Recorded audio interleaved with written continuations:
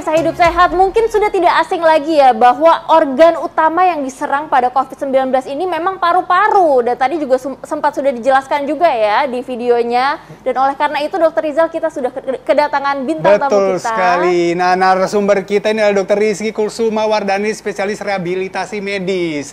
Nah dok, tadi kita udah lihat nih tayangannya ya, tayangan bahwa paru-paru dan pernafasan ini, terutama untuk latihan pernafasan ini sangat penting untuk pasien COVID-19 gitu. Nah kira-kira nih ya, gerakan seperti apa sih kalau misalnya kita ngomong olahraga biasa kan udah tahu, tapi kalau olahraga untuk paru-paru nih, masyarakat mungkin masih bingung olahraga apa untuk paru-paru tuh dok? Iya. Apalagi terinfeksi COVID-19, seperti apa nih dok cara untuk melakukan olahraga paru-paru nih dok? Iya. Jadi untuk pasien-pasien dengan COVID-19 memang ada namanya latihan pernafasan. Dan latihan pernafasan ini memang berfungsi untuk meningkatkan fungsi dari paru-paru nanti akhirnya. Nah, bisa nggak dok dipraktekin langsung? Saya mau nyoba soalnya. Oh iya, silakan Dokter Riza ini ya. Siap. Ya, dok. Jadi kita akan mempraktekkan latihan pernafasan yang bisa digunakan atau bisa diaplikasikan pasien-pasien COVID yang isolasi mandiri di rumah ataupun dalam perawatan tapi dalam kondisi yang stabil. Kita coba ya dok ya. Ini ada beberapa rangkaian sebenarnya. Saya pilihkan yang memang simple dan mudah untuk digunakan.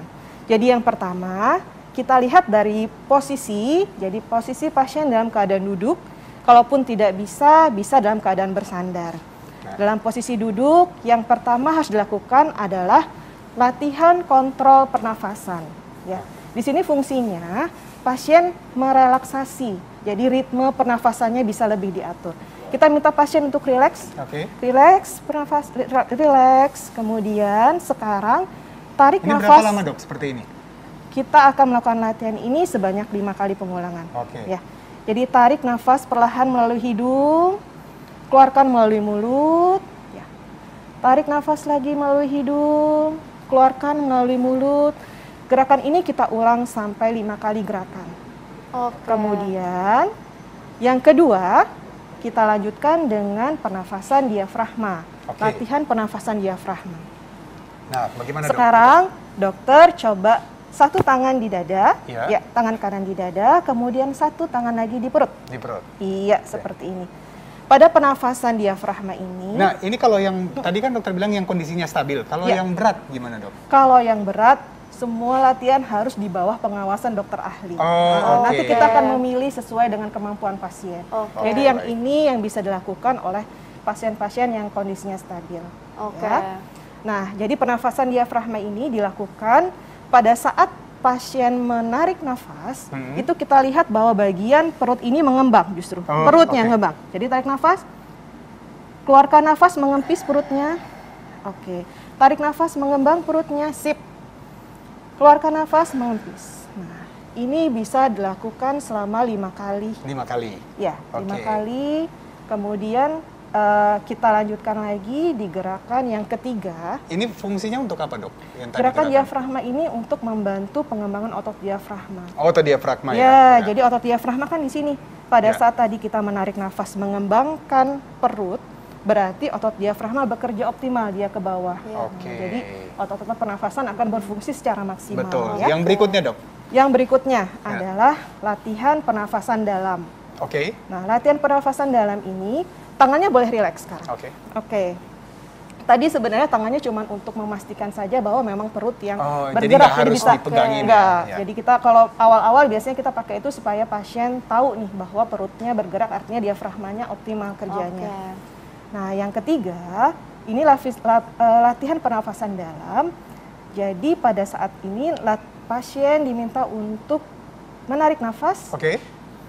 Kita tahan 2 hitungan. 1, 2, keluarkan nafas. Tarik nafas melalui hidung, tahan, 1, 2, keluarkan. Ini dilakukan juga sebanyak 5 kali. Nah, fungsinya ini apa dok? Karena saya rasain itu sebenarnya yang saya rasain adalah pada saat saya tarik terus saya tahan, emang agak ada sedikit sesaknya, tapi pada saat saya embusin itu enak perasaan saya. Nah, jadi pada pasien-pasien COVID ini gangguannya adalah paru restriktif. Jadi parunya itu sulit mengembang. Jadi pada saat kita menarik nafas, kemudian kita tahan, kita berusaha untuk membantu pengembangan dinding dada. Kemudian pengembangan ini kita Tahan ya, jadi berkontraksi Jadi ya? berkontraksi. Atau mengembang? Ya, mengembang. Ini Habis itu kita relax. Jadi dilatih untuk mengembang lebih lama gitu. Iya. Jadi kita tahan. Nah, Ya. itu dilakukan 5 kali? Lakukan 5 kali. Oke. Kemudian yang keempat, latihan nafas bertahap. Nah, ini jadi nanti Dokter Rizal tarik nafas, Ya. kemudian ditahan, tarik nafas, tahan, jadi 3 kali ya dok ya. Habis itu baru ekspirasi. Agak sedikit berat juga Oke, ya? berat. Apalagi pakai masker ya.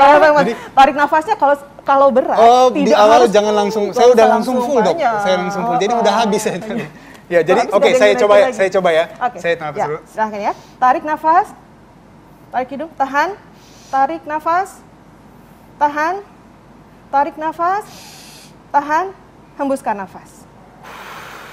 Wah. Jadi ini- tadi kita sudah berusaha untuk mengembangkan paru, kemudian sekarang kita lebih kembangkan lagi ke Nah. arah yang lebih besar. Ini gerakan-gerakan ini sangat menarik sekali ya dok ya, sangat menarik sekali, dan ini pasti akan membantu pasien-pasien di rumah untuk latihan Betul. pernafasan. Karena selain paru-paru tadi juga dinding dada juga dilatih, lalu Iya, diafragma betul. juga Otot-otot dilatih. juga dilatih. Ya, betul. Oke. Nah, dan apakah olahraga ini bisa dilakukan pada saat pasca terinfeksi COVID? Jangan kemana-mana, saat lagi hanya di Hidup Sehat. Hidup sehat.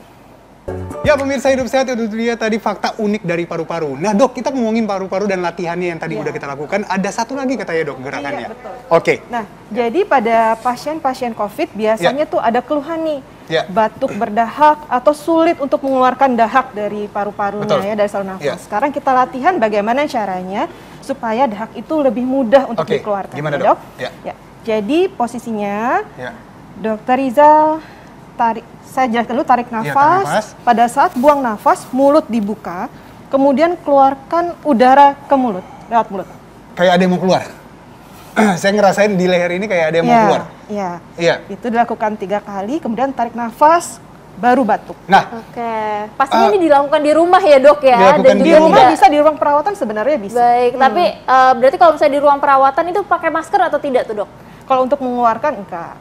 Oke. Bisa tanpa masker. nah ini memang melatih untuk mengeluarkan dahak yang tadi. Iya, betul. Nah, untuk bagaimana dengan pasien-pasien yang sudah selesai COVID-19, apakah masih bisa melakukan gerakan ini dan bermanfaat untuk paru-paru? Iya, tentunya gitu. Karena pasien-pasien pasca COVID biasanya itu perlu untuk menjaga fungsi paru-parunya, atau dia harus dioptimalkan fungsi paru-parunya akibat kerusakan paru-paru yang terjadi. Yang sudah jadi kerusakan itu kita optimalkan. Oh, Jadi latihan ini harus dikerjakan, tapi harus rutin dikerjakan setiap hari. 2-3 kali sehari, bisa dikerjakan 15 sampai 20 menit dalam satu sesi. Tadi rangkaian-rangkaian yang Dokter Rizal sudah lakukan itu bisa dilakukan secara rutin. Oke. Baik, gitu. terima kasih banyak dokter. Terima kasih informasinya. banyak dokter. Terima kasih, dan juga pemirsa Hidup Sehat di rumah, terima kasih udah bersama kami. Jangan lupa untuk saksikan terus Hidup Sehat dari jam 1 sampai jam 2 siang, dari Senin sampai dengan Jumat hanya di TV One.